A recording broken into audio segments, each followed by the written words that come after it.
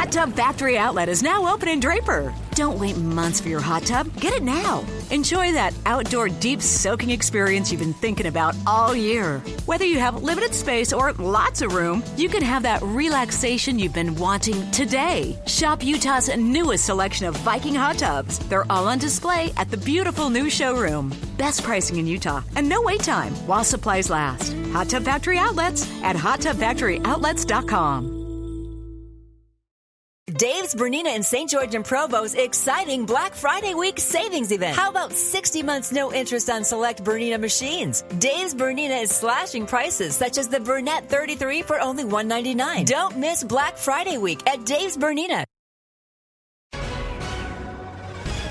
Good morning. KSL News Time is now 5 o'clock, and welcome to Tuesday. It's November 9th. If I'm looking at the calendar right, this is Utah's Morning News.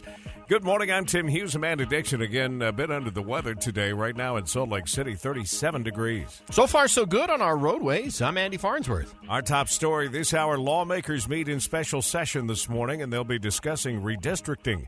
KSL News Radio's Nick Wyatt is live with the latest and begins our team coverage. Good morning, Nick. Good morning, Tim. Legislators will be in session in a few hours from now, and one of the big items up for debate will be these congressional maps adopted by a Republican-controlled panel last night.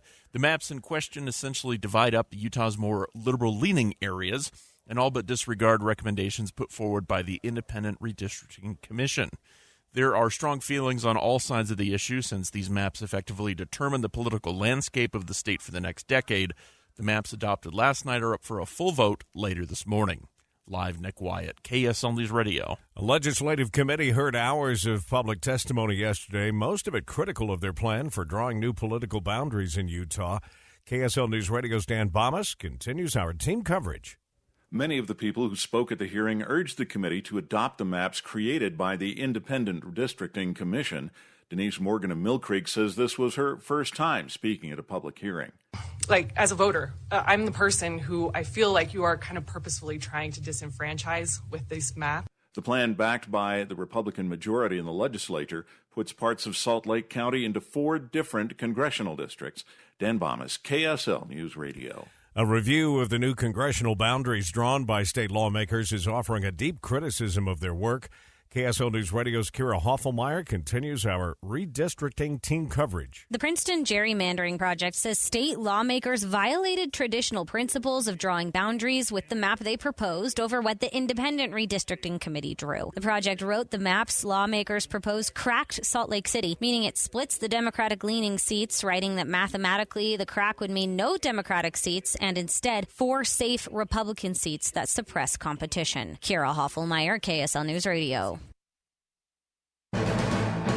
KSL's top national stories this hour. Houston officials are continuing their investigation into the Astro World Festival tragedy. And new this morning, ABC News has obtained a detailed operations plan for the event, which outlined the potential hazards for the festival. Under roles and responsibilities, the document reveals only the executive producer and the festival director had the power to stop the show. On Monday, Houston's fire chief said Travis Scott shares responsibility for the safety of the crowd. If the lights would have been turned on, the promoter or the artist called for that, it would have chilled the crowd. And who knows? Who knows what the outcome would have been? The crowd at Scott's performance Friday surged toward the stage, leaving fans knocked down and trampled. ABC's Mona Kosar-Abdi reporting. The town of Paradise, California is hoping to rebuild and bring residents back 3 years after a fire destroyed the town. Paradise marked the campfire's 3rd anniversary with 85 flags along its main road, one for each person killed.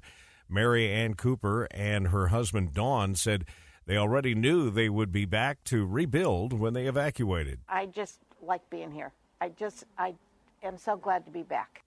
Paradise's mayor says new homes are being built to more fire-safe standards with fire-hardened roofs, sidings, and windows. In a matter of weeks, you could see the impact of the $1 trillion infrastructure legislation finally passed by Congress. ABC's Rachel Scott reports. Mississippi is expected to get $225 million for bridge repairs and money soon to flow across the country. Michigan may get $1.3 billion to help clean up the lead from its water.